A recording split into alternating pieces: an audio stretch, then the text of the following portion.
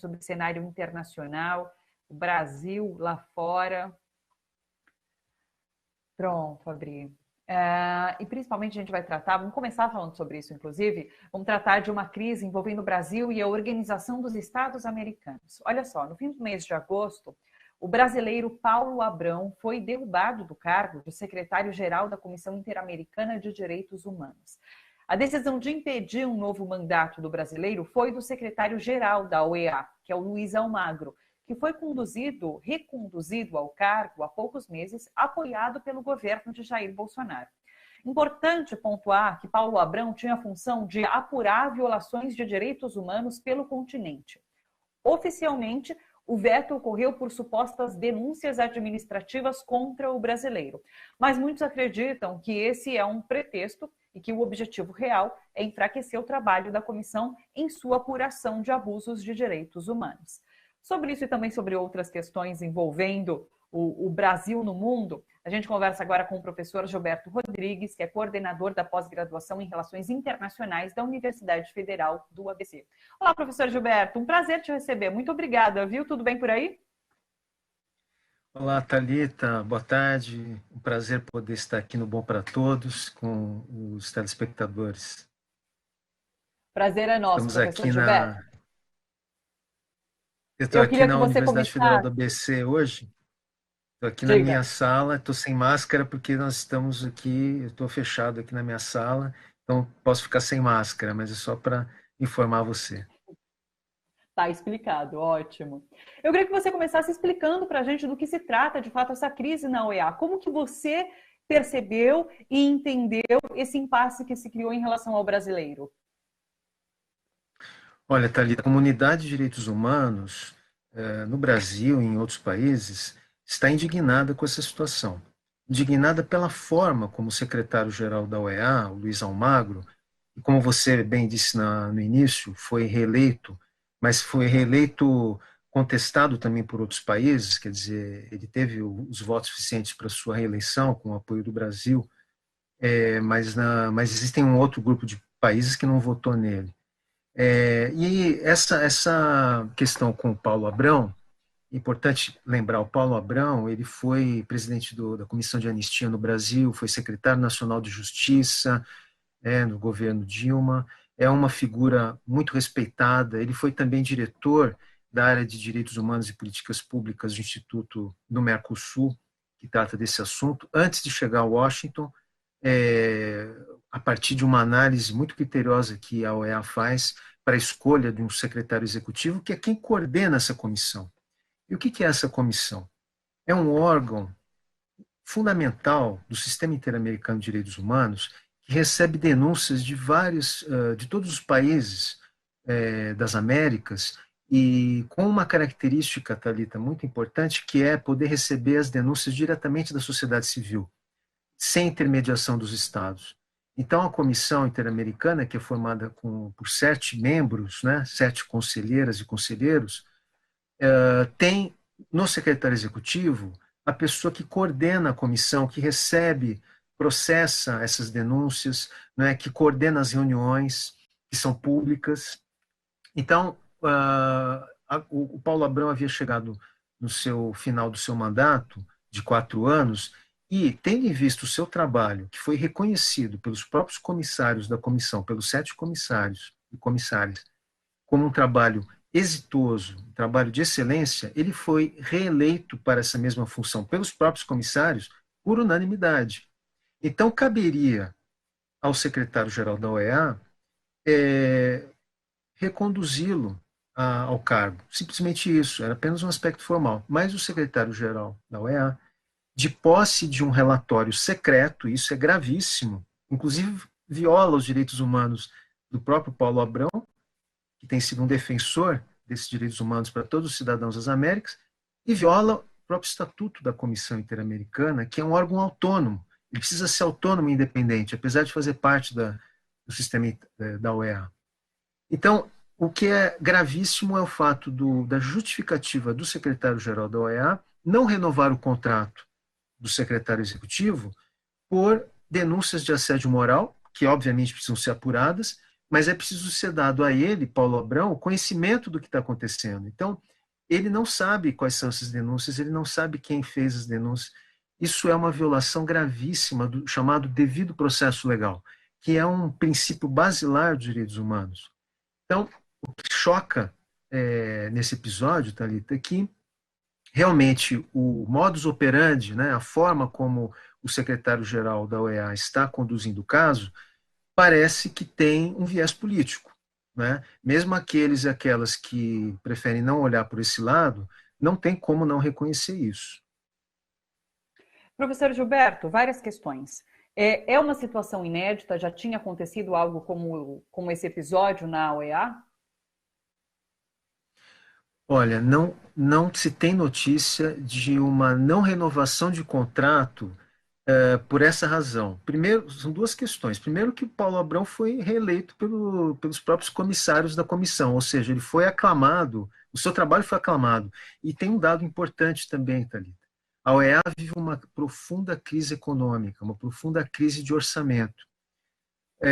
E o Paulo Abrão, segundo consta, ele conseguiu sanear essa dificuldade econômica, né, de forma a manter em funcionamento a comissão, porque a comissão tem uma série de atribuições, tem uma série de demandas, não é como se fosse um judiciário, funciona como um poder judiciário, mas não é, porque tem a Corte Interamericana, que aí sim é o poder judiciário das Américas, mas ele tem um funcionamento similar a um processo judicial, na medida em que tem uma investigação, tem apuração, tem uma espécie de julgamento. Então, é um trabalho complexo que exige uma expertise, né? E Paulo Abrão ele tem essa expertise que foi comprovada e o seu contrato não foi renovado, violando a próprio desejo da comissão e por uma justificativa totalmente escusa, né? Uma justificativa sem transparência.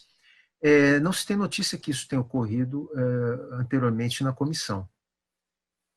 Como que os outros países reagiram? E tendo na questão um brasileiro envolvido, o Brasil se posicionou de alguma maneira, se bem que a gente sabe, você já falou, são questões políticas, o Brasil ajudou a condução, a recondução de Luiz Algrave para a presidência da instituição, mas o Brasil se posicionou de alguma forma nesse momento? O Brasil teve uma posição, como tem tido, né, Thalita, em várias questões internacionais, vexatória, né, pífia. Porque, no caso, o Paulo Abrão é um cidadão brasileiro que prestou altíssimos serviços ao Brasil durante o seu período, independente do governo que ele tem estado, foi o governo Lula e o governo Dilma. Obviamente que o governo Bolsonaro não ia deixar passar isso. O que causa maior suspeita na posição brasileira é a sua forma de não ter feito nenhum movimento para a defesa do Paulo Abrão, inclusive não da defesa dele, mas da defesa do princípio do devido processo legal. Porque o que está em jogo não é a defesa da pessoa do Paulo Abrão, apenas, também deveria, mas principalmente dos princípios que estão sendo violados no caso dele. E o Brasil teve uma posição, lavou as mãos, isso é um problema da OEA, isso é um problema do secretário-geral. O secretário-geral que entenda, faça o que achar melhor. E, na verdade, todos os comissários, né, o presidente da comissão, que é um embaixador mexicano, a vice-presidenta, que é uma chilena, estão defendendo a manutenção do Paulo Abrão na Secretaria Executiva. Inclusive, criou-se uma situação, você vê perguntar de precedente, tem um precedente agora, também criado. Pela primeira vez, a comissão está mantendo o secretário executivo na comissão, a revelia do secretário-geral. Foi nomeado uma pessoa, uma substituta, que é da equipe dele, para continuar formalmente, para não haver um questionamento jurídico, mas o secretário executivo continua sendo o Paulo Abrão, amparado pelos comissários da própria Comissão Interamericana, Thalita. Puxa, que interessante, qual é o impacto de uma decisão como essa, de um caso como esse, na investigação de violações de direitos humanos no continente? Você comentou que a atuação de Paulo Abrão era bastante eficiente, era bastante ativa. O que compromete a partir de agora com isso? Olha, Thalita, primeira coisa é a credibilidade do sistema interamericano. Para quem conhece, e para quem acompanha, sabe, mas para muitas e muitos que estão assistindo o seu programa podem não saber, o Sistema Interamericano de Direitos Humanos da OEA, qual o Brasil participa ativamente desde a redemocratização, ele é admirado no mundo todo.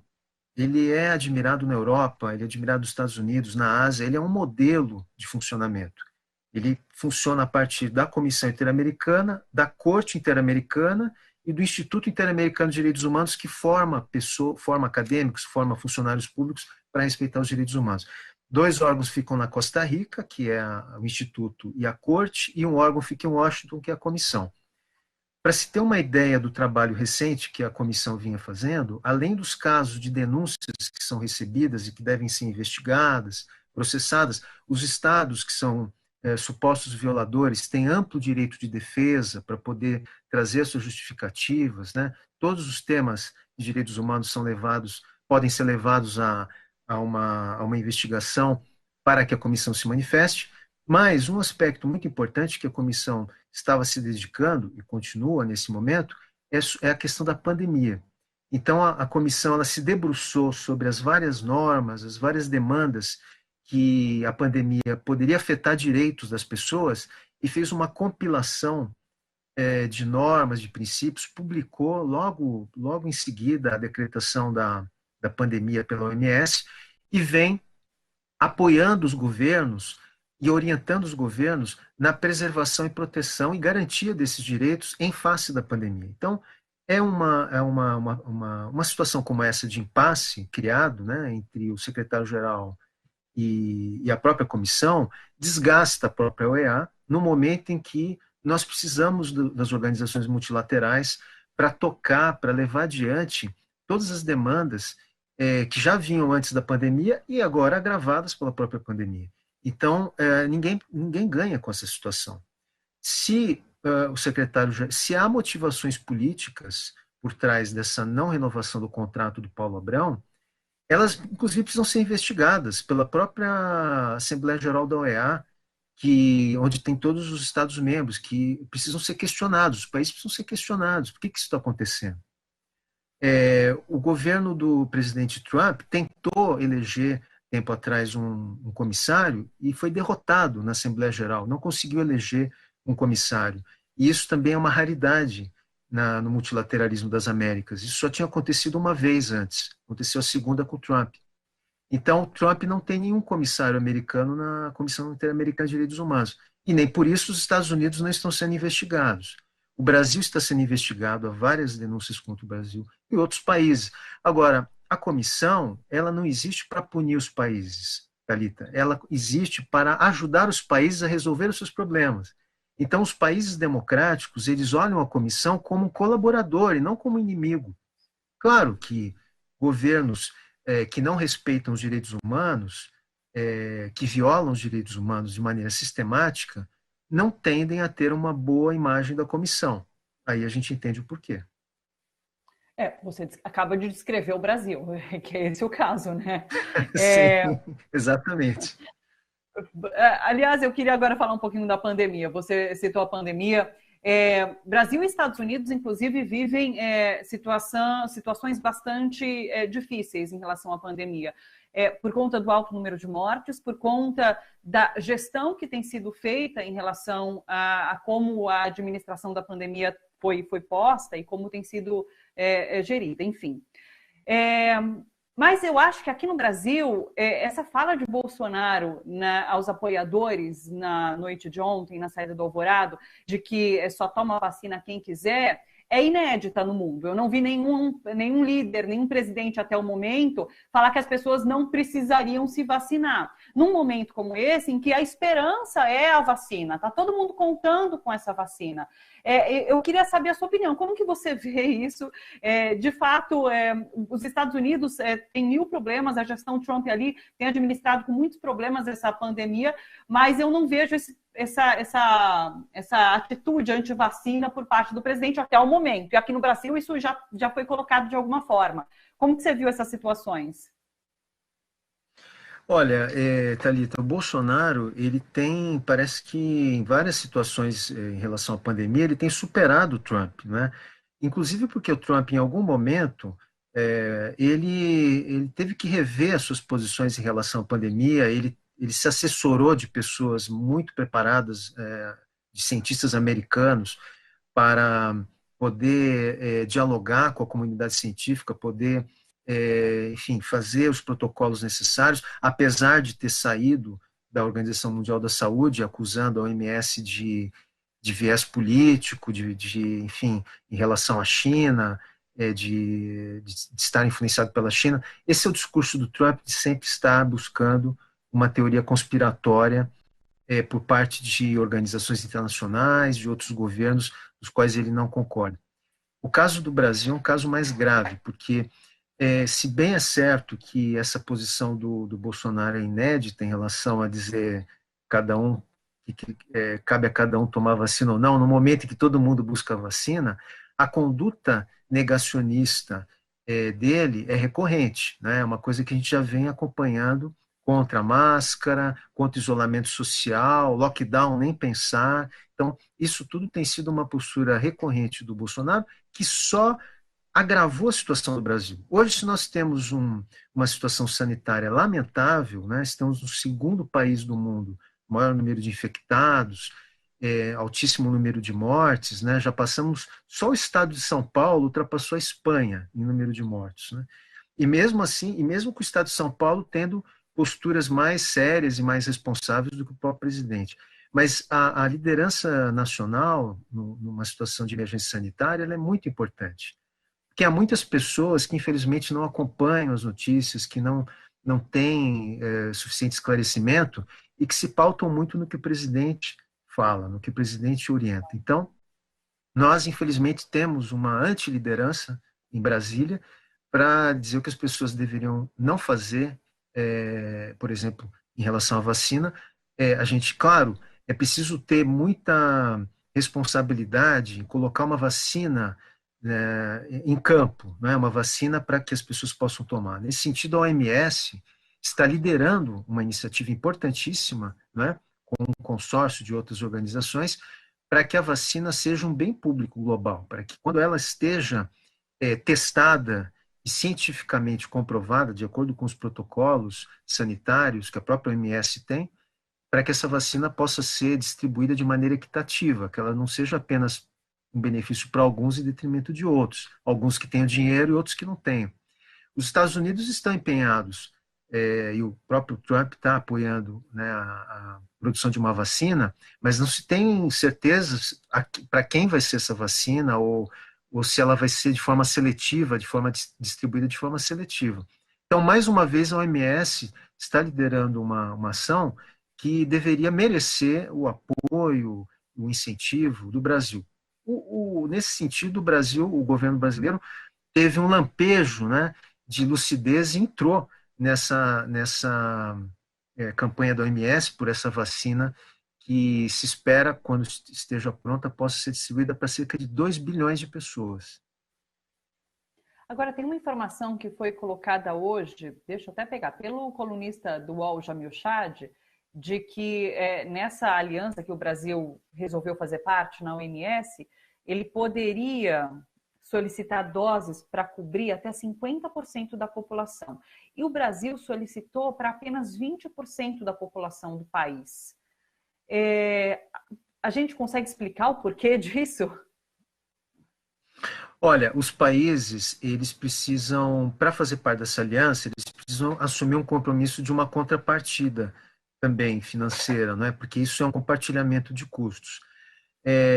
Eu não sei, eu não cheguei a ver essa coluna do Jamil, que é um excelente, né, jornalista, faz uma cobertura direta em Genebra, se houve razões econômicas, né, porque o Brasil está vivendo agora um corte absurdo em vários setores sociais. O próprio Silvio Cachabava já havia comentado antes.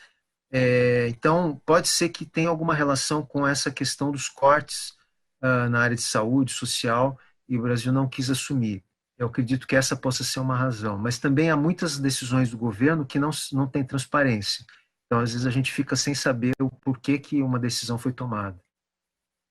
A gente noticiou há pouco tempo aqui também uma reunião entre líderes do Mercosul, se eu não me engano, ou do continente sul-americano, em que a China oferecia ajuda financeira para a produção das vacinas. E o Brasil não participou dessa reunião. E daí eu queria entrar nessa discussão sobre a geopolítica das vacinas. O Brasil tem criticado a China, assim como os Estados Unidos têm criticado a China. Isso vai contar na hora de produzir uma vacina? Qual a sua opinião a respeito dessa geopolítica nesse momento, professor? Olha, é muito interessante, Thalita, você tocar nessa questão exatamente pelo viés chinês, porque, e aqui na UFABC a gente tem colegas que são especialistas em China, há hoje um debate, um interesse que está aumentando muito sobre o papel da China no mundo e principalmente na América Latina e no Caribe. A China está ocupando um espaço e hoje a gente não pode dizer mais que exista uma hegemonia dos Estados Unidos, há um mundo mais ou menos multipolar, né? Se a gente não, se a gente considerar a China, a Rússia, que ainda mantém uma capacidade nuclear, a própria União Europeia, apesar das suas dificuldades. Então, em relação à China, o governo Bolsonaro, desde o princípio, tem tido uma posição muito crítica e com inclusive ambígua, né? Porque o Brasil depende muito da China do ponto de vista comercial. Né? As importações que a China faz de commodities agrícolas brasileiras são importações cruciais para manter a balança comercial do Brasil em superávit. Entretanto, ao se aliar de maneira subalterna aos Estados Unidos, ao governo Trump, o governo Bolsonaro tenta, no máximo possível, fazer o jogo do Trump contra a China. Isso envolve as vacinas, mas também envolve, por exemplo, uma futura aquisição da 5G, por exemplo, de um mecanismo de comunicação que vai além do que nós temos hoje. Então, há todo um jogo geopolítico que os Estados Unidos faz contra a China e que o Brasil quer, de maneira inclusive espontânea, a gente acha até que não existe nenhum pedido expresso do Trump para isso, mas o governo Bolsonaro, de maneira subalterna, como a gente diz, se coloca à disposição dessa aliança carnal com os americanos, né? E isso impacta, por exemplo, a questão das vacinas, porque o Brasil quer, o governo Bolsonaro, não o Brasil, quer que seja via Estados Unidos isso, e não via China, porque seria reconhecer um protagonismo da China num aspecto muito sensível que é a saúde global, né? Então, esse jogo, essa geopolítica que envolve vacinas, mas que envolve outros temas, tem feito com que o Brasil, na sua política externa, tenha tido uma posição como nunca antes teve, nem no governo militar, nem antes, nem nos piores momentos que nós tivemos de alinhamento automático, nós tivemos um alinhamento tão subalterno da nossa política externa como tem hoje com o Trump em relação a essas questões sensíveis, Thalita. Mas as eleições nos Estados Unidos estão aí, né? Qual a sua avaliação sobre o que pode acontecer nos Estados Unidos e, inclusive, pontuando a derrota de Trump, o que aconteceria aqui no Brasil? Esse é um tema que já vem preocupando, né, o staff do Bolsonaro, porque evidentemente que o retrato da eleição americana até novembro, o retrato que nós temos hoje mostra o John Biden na frente, embora nos últimos dias tenha, depois das duas convenções, a republicana e a democrata, a última pesquisa de opinião tenha mostrado uma certa situação embolada, né? Mas o Biden continua na frente. E existe hoje uma grande movimentação, não só do Partido Democrata, mas de várias pessoas da sociedade civil nos Estados Unidos, né? E o próprio movimento negro nos Estados Unidos também, com toda a violência que vem ocorrendo nas últimas semanas e meses, um movimento no sentido de eleger o Biden, né? Como alguém que possa representar, inclusive, a superação dessas mazelas políticas e sociais que os Estados Unidos vem enfrentando no governo do Trump e retomar algum tipo de protagonismo internacional, global, que os Estados Unidos tiveram, principalmente no governo do Obama, mas que vem perdendo terreno de forma, nas últimas décadas, para outros países como a China, por exemplo, e a própria União Europeia. Então, caso o Biden vença, o governo Bolsonaro vai ficar numa situação muito, muito crítica, porque ele não se vinculou ao Partido Republicano, como foi, por exemplo, em outras situações. Ele se vinculou ao Trump, ele se vinculou aos desejos e às vontades do Donald Trump, né? E isso vai gerar um problema sério para a relação bilateral entre Brasil e Estados Unidos. Eu acredito que muitas coisas terão que ser revistas. Claro que o John Biden é um político bastante experiente e que eu creio que irá conduzir a situação para não criar um enfrentamento, para tentar criar uma reacomodação de interesses, né? Mas, do ponto de vista da aposta que o Bolsonaro tem feito, inclusive, de um protagonismo nas Américas, né, da ultradireita, isso tudo vai ser, caso o Biden vença, vai ser colocado por água abaixo. Eu lembro que da última vez que a gente conversou, acho que lá no ano passado, você já comentava sobre o isolamento do Brasil no mundo e realmente com a derrota de Trump, acho que isso vai ficar ainda mais evidente. Professor Gilberto, quero agradecer demais a sua participação. Volte com mais frequência, muito bom conversar com você, viu? Muito obrigada. Muito obrigado, Thalita, é um prazer estar com vocês. Até a próxima.